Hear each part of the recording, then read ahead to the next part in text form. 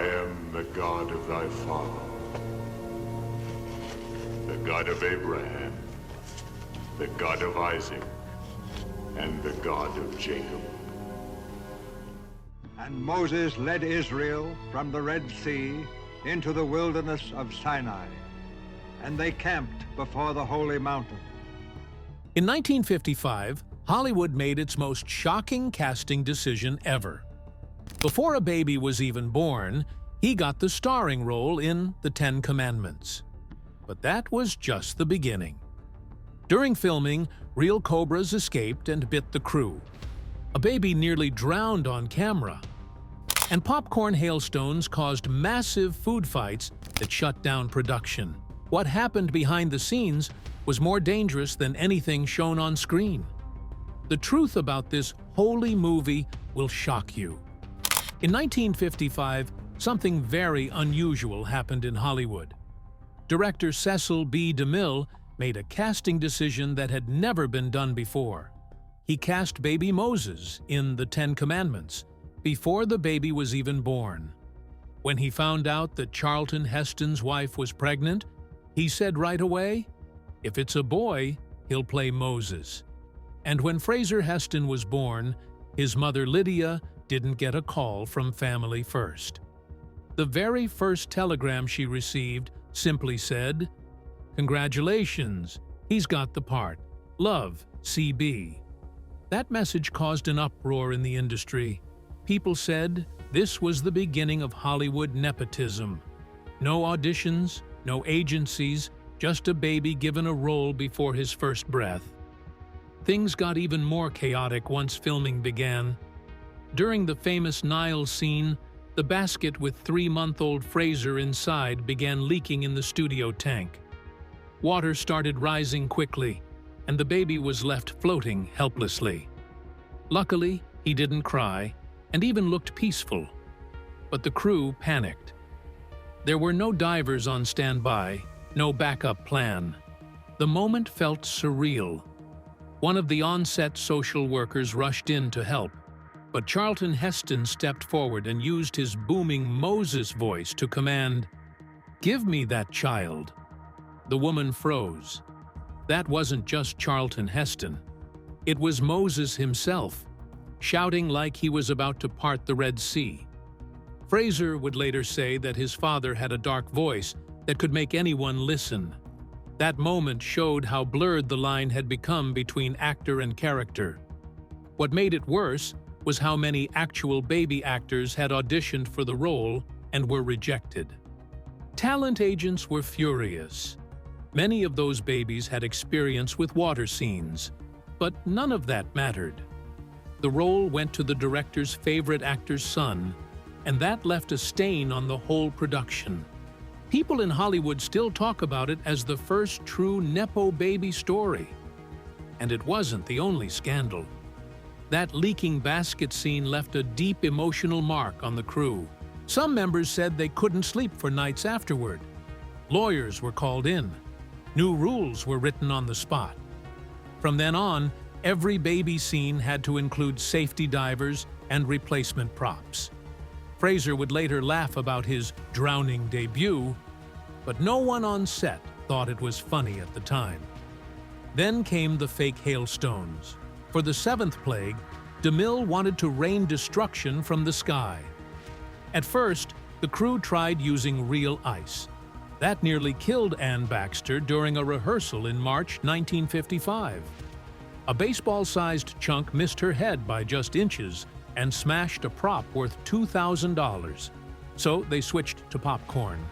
They spray-painted thousands of kernels white and dumped them from 40 feet above. But even that wasn't safe. The actors got pelted take after take. Some had to stop mid-scene to get kernels removed from their eyes. At least 6 people needed medical attention. And since the same popcorn was used again and again, the floor got sticky and unsafe. But things got even more ridiculous when extras started eating the popcorn between takes. Soon, they were throwing it at each other in full-scale food fights. Over 200 people joined in. DeMille was furious at first. but then realized it helped morale, so he let it continue. Craft Services had to order so much extra popcorn that it added $3,000 to the budget. The blood plague wasn't any easier. Special effects tried to make water turn to blood using two-chamber pots.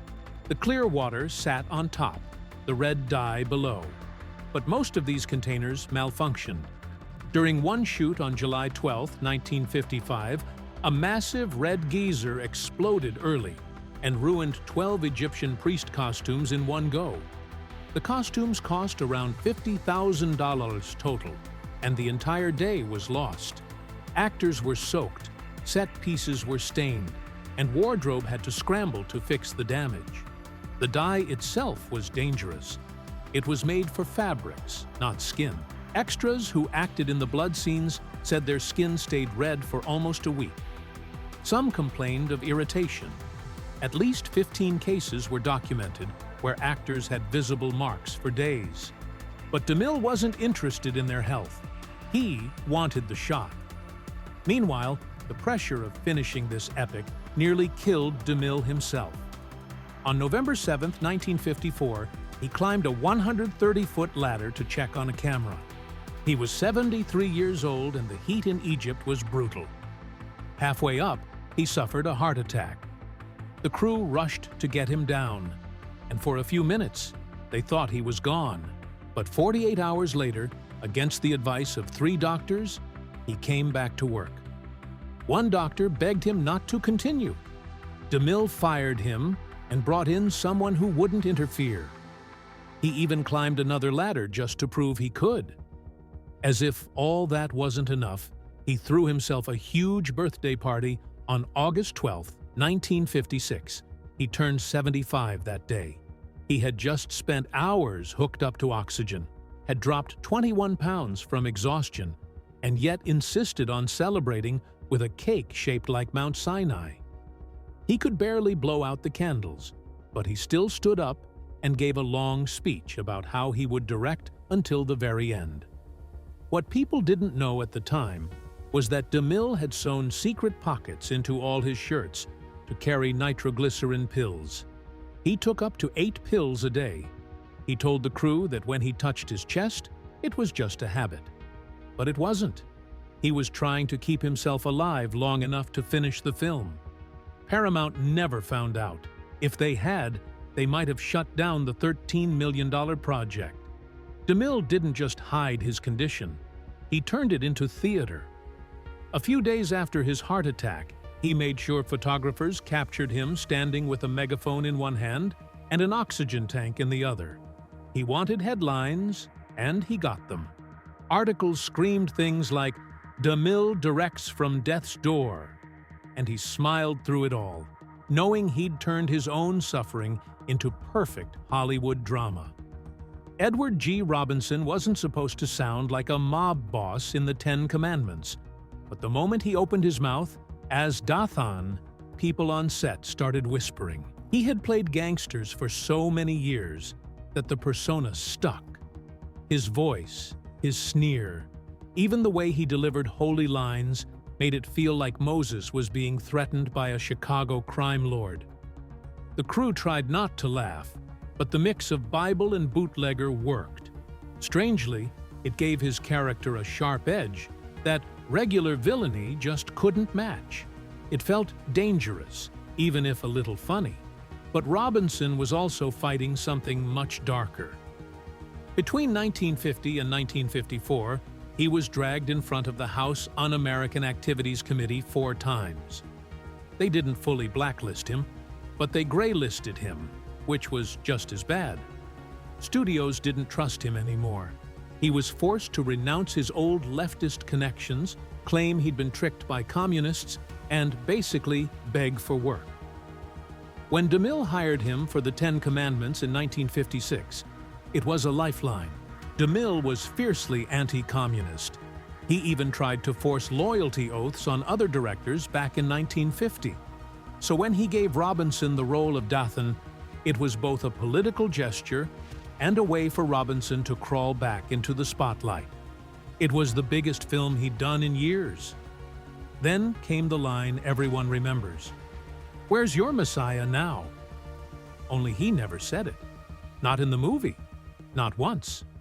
It was actually a joke by Billy Crystal in the 1980s. He did it as part of his comedy routine, mimicking Robinson's gangster voice. People believed it was real. The parody became so famous that even fans of the movie swore they'd heard it. But it was pure invention, a fake quote that became more iconic than anything Robinson actually said in the film. Not long after the film wrapped, Robinson's personal life collapsed. In February 1957, he had to sell off his priceless art collection, paintings by Renoir and Cézanne. He had once displayed them at the Museum of Modern Art, but after divorcing his wife Gladys, he lost most of it. He joked about it later, saying, "If I hadn't become a movie gangster, not one of my paintings would have had the chance to collect me." He said crime pays, but only in the art world. The timing was cruel.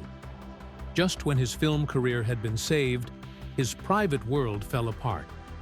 On set, his portrayal of Dathan kept drawing reactions. He sounded so much like Little Caesar that even when he was delivering ancient Hebrew curses, it felt like he was threatening to break someone's kneecaps over a gambling debt. But DeMille didn't stop him. In fact, he encouraged it. He knew Robinson couldn't escape the voice, the stare, the sneer, so he let the gangster bleed into the Old Testament villain. And somehow, it worked. Then there was Vincent Price. He played Baca, the slave master, and he was terrifying. When he bragged, "You've seen me drive my chariot. I can flick a fly from my horse's ear." It didn't sound like acting. It sounded like a threat. Extras on set said his whip scenes with John Derek were so intense they flinched even when the camera wasn't on them. One line, "You will cry for the mercy of death," had to be reshot several times because Price delivered it with so much campy energy that the crew couldn't stop laughing. DeMille kept shouting, "More, more passion," until Price went full theater mode. At one point, he was waving his arms so wildly they thought he might take off. That theatrical style caused problems too.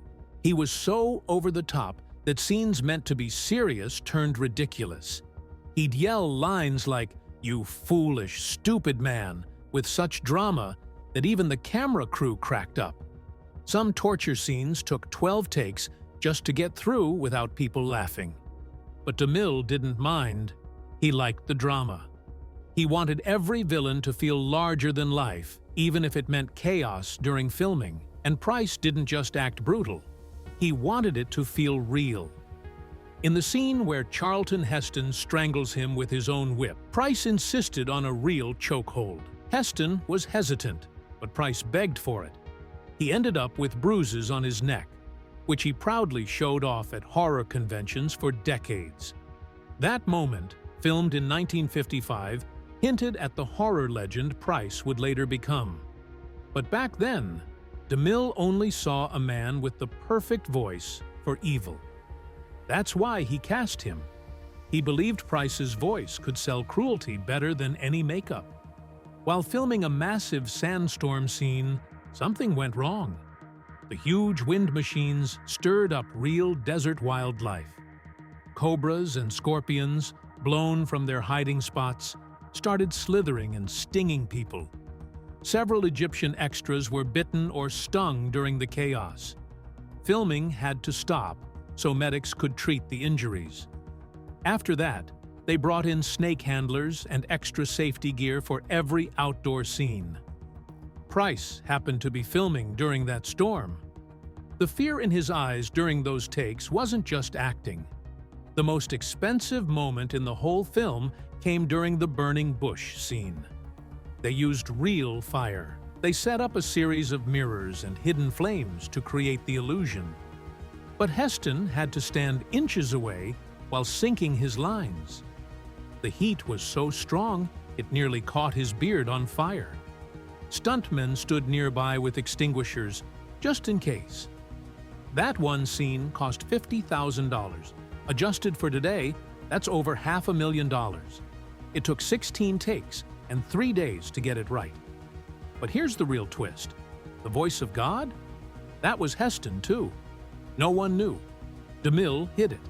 He told the world it was a man I had known for years, not a professional actor. That was a lie. He was afraid religious groups would boycott the film if they found out Moses was also the voice of God. So he kept it quiet. Guards stood outside the studio during the recording sessions. Heston would sneak in at night, record in a soundproof booth, then disappear. The recordings were so secret, even Paramount's top execs weren't told. Years later, in 1995, Heston finally admitted it. He said he had argued that hearing God in your own voice symbolized inner divinity, that every person could hear truth inside themselves. DeMille eventually agreed. Audio engineers later sped up and deepened the voice by 10% and matched it to Heston's recordings. It was a perfect match. But strangely, when God speaks again later at Mount Sinai, it's someone else. That second voice was never identified. In early drafts, God was supposed to sound like a choir of children. Heston hated that idea. He said it felt disconnected. He wanted something personal, something that would shake the soul. He studied scripture, talked to religious scholars, and finally convinced DeMille. And that's how Charlton Heston ended up playing both man and God in one of the most ambitious religious films ever made.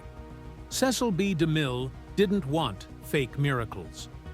While filming the 10 Commandments in Egypt in 1954, he made a shocking decision. He ordered real cobras to be used for the scene where Moses turns his staff into a snake. These weren't harmless snakes or rubber props. They were real Egyptian cobras, deadly and aggressive. 2 handlers got bitten while filming, even though everyone thought the setup was safe. The bites were so serious, they had to rush anti-venom all the way from Cairo. That delay alone cost the production thousands. But DeMille didn't care. He said only real snakes could show real divine power. That obsession almost killed people. The desert made everything worse. For the sandstorm scenes, the Egyptian Air Force helped by firing jet engines into the dunes to stir up clouds of dust. But they did more than kick up sand. Dozens of scorpions and cobras got blasted out of their burrows and onto the set. Over 12 extras got stung by scorpions, and 3 were rushed to the hospital. One young girl's costume caught fire during the chaos when a flaming torch was knocked loose. Makeup artist Frank Westmore ripped the burning cloth off her right on the spot, saving her from serious burns. DeMille didn't stop the cameras. He said the terror made it feel more like a real biblical plague. The 8,000 extras weren't acting scared. They really were. When the snake transformation scene was finally shown to test audiences in 1956, people were confused. Moses' staff turned into a cobra that swallowed Pharaoh's snakes, but that miracle never showed up again. Viewers kept asking the same question. If Moses had a staff that powerful, why didn't he just use it to stop Pharaoh's army or cause more destruction? The audience feedback was brutal. The studio had to re-edit the film just to fix the confusion, even though that miracle was supposed to be one of the most important signs from God. Some biblical advisors were shocked it wasn't used more. The whole thing left viewers and scholars frustrated. During one major throne room scene, things got terrifying again. A 6-foot cobra slithered out of a handler's hands and disappeared inside Anne Baxter's costume. Her dress was so layered and heavy, they had to stop filming for over 2 hours while snake experts carefully searched every inch without upsetting the cobra. Hundreds of cast and extras stood frozen. Baxter didn't panic. She actually joked that maybe this snake was her real leading man. They used heat lamps and bits of meat to draw the snake out safely. The delay cost the studio $15,000. DeMille still refused to change anything. He used the extra time to rehearse other scenes because he said it all added to the real Egyptian feeling. But the most unbelievable moment happened to DeMille himself. He had imported rare Egyptian asp vipers from the Valley of the Kings to use in background shots. One of them escaped at night. The next morning, DeMille sat down in his fancy director's chair and found the deadly asp curled up under the cushion. He didn't scream, he didn't move. He calmly called the animal handlers while sitting perfectly still. The crew couldn't believe it. They started calling the snake DeMille's critic. Some believed it was the same species that killed Cleopatra. That didn't scare him. He just wanted the shot to look right. Anne Baxter became just as famous for her acting choices as the snakes. When she said, "Oh, Moses, Moses, you stubborn, splendid, adorable fool," the crew couldn't stop laughing. DeMille loved her over-the-top delivery and told her to keep going bigger. She turned a normal line into something so dramatic that people still quote it today. Her voice, her tone, even her eyes turned that scene into pure camp that overshadowed even Charlton Heston's performance. There was one scene where Baxter had to cry over her son's death. She wanted it to look real, so she rubbed onion juice under her eyes to make the tears flow. But it ruined her makeup. Red streaks poured down her face, making it look like she was crying blood. DeMille was so impressed, he kept the shot in the final cut. That accident became one of the film's most powerful moments. Her costumes caused trouble, too. One of the most dramatic problems happened during a dance scene. Baxter wore a special skin-toned bra made just for that role. But right in the middle of filming, the bra slipped. It was caught on camera. The team quickly edited around it, but it became a legendary Hollywood story. Edith Head, the costume designer, spent 8 months after that, making sure it wouldn't happen again. Off camera, Baxter liked to tease Charlton Heston by whispering seductive lines in his ear between takes. He wasn't ready for it. She would say things like, "My lips are like pomegranates," or talk about the smell of myrrh. It flustered him so much that the tension between them felt real on screen. DeMille told her to keep doing it. He believed those unscripted moments made their romantic scenes feel more honest. Originally, Baxter had a lot more screen time. She filmed over 20 minutes of dramatic speeches filled with seduction and heartbreak. But after the first cut, DeMille worried her acting was too big and too distracting for a religious film. So they cut most of her monologues before the release. Even with the edits, her performance was unforgettable. But the scenes they removed were rumored to be some of the wildest and most theatrical ever filmed. Now lost forever. When Yul Brynner found out he'd be playing Pharaoh Ramesses II alongside Charlton Heston in the Ten Commandments, he didn't just accept the role. He saw it as a personal mission. Heston stood at 6'3", and Brynner was only 5'8". Worse, most of Brynner's scenes would be shirtless. He wasn't going to let himself look small next to Moses.